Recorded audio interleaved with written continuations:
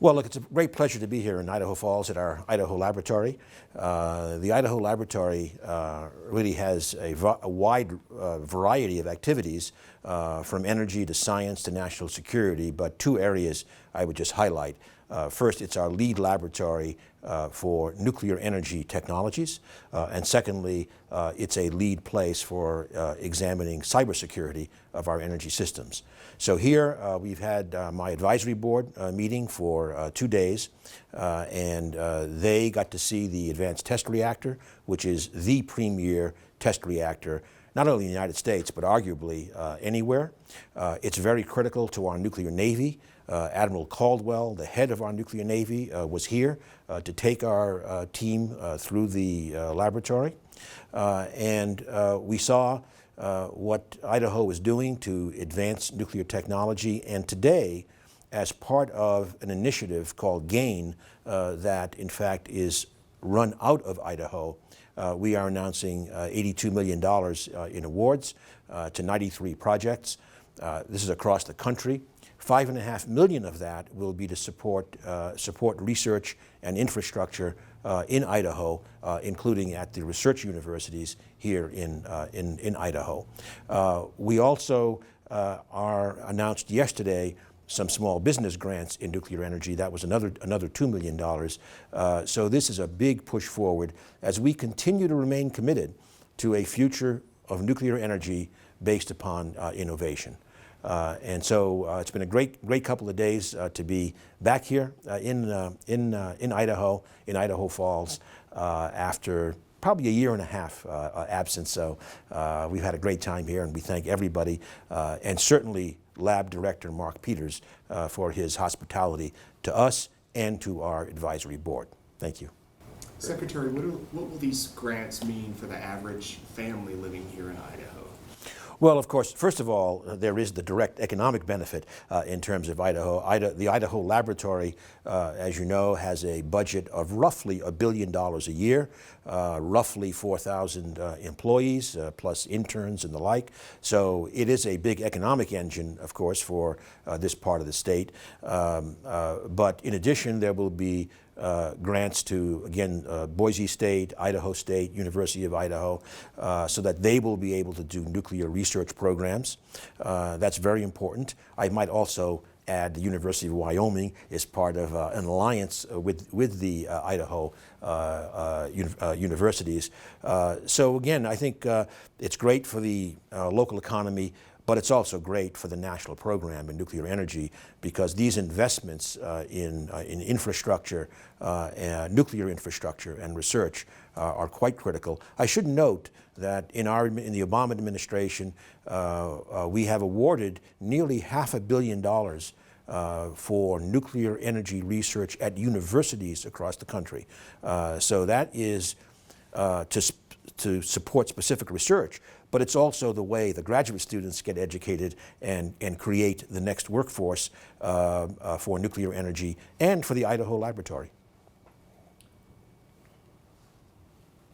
Mr. Secretary, so are you satisfied with the changes and improvements here at the INL facility since you were here about a year ago? Yes. First of all, there are still some very important upgrades going on. For example, what's called a transient test reactor is ready to resume operation, I think, in 2018. That'll be after a quarter century, and it will be, again, a novel facility for being able to look at what happens when you have changes in nuclear power. Another point is the nuclear navy has an enormous dependence upon this laboratory and the Advanced Test Reactor, for example. Let me give you an example of how important that is.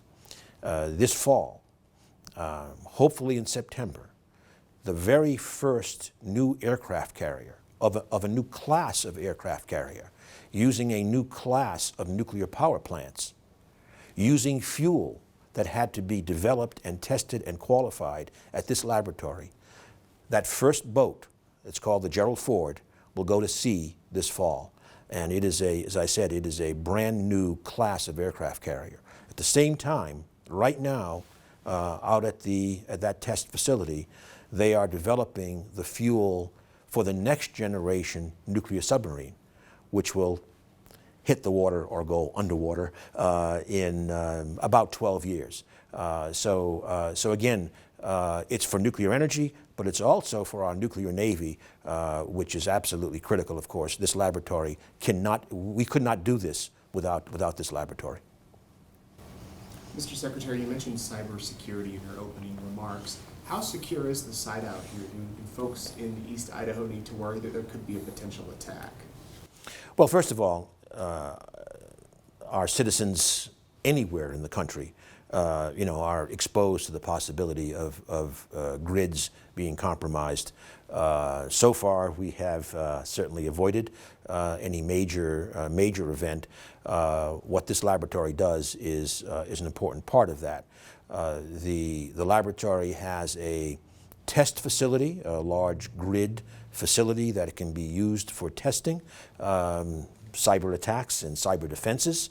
It has a very important program in terms of looking at cyber defense for what are called industrial controllers, which come into the grid, and many, many other industrial technologies. So this is a big focus. It's a growing focus. It's unlikely to stop growing as the cyber threats continue to increase. And it is well known that a very significant fraction of the cyber security attempts against us, against our economy, are targeted to the energy infrastructure. So again, Idaho is playing a very special role in that activity. Mr. Secretary, you mentioned, or you touched a little bit about the initiative and how it benefits universities, but could you elaborate a little bit more on how or why it's so important to invest into universities and the students in these programs? Well, first of all, the United States productivity since after World War II, our economic productivity gains are generally credited, about half of them are credited to the way that we combine our support for research at universities. Because in doing so, it's a 2-for-1. We get the research done, and we use that for training and educating graduate students. So that has been our secret sauce for 60, 70 years, and it's not so secret anymore. Other countries are moving in this direction, but we continue to have, in my view, hands down, the best research university system in the world. It is central to our economy, to our environment, to our national security, and so that's why in a program like nuclear energy, but in our other programs as well, we support a lot of research at our national laboratories, but we cannot forget the complementary research at the universities to train the graduate students. In fact, another issue for our laboratories, this is more for our science laboratories, Idaho, the National Renewable Laboratory in Colorado, the National Energy Technology Laboratory in West Virginia and Pennsylvania are so-called energy laboratories. At our science laboratories, and there are 10 of those, there we operate and build enormous facilities, accelerators, neutron sources, and the like. We build them at our labs, but we operate them to serve over 30,000 scientists per year, large majority of those coming from the universities. So we have an innovation system that is weaving together our national lab capabilities and our university research and training capacity.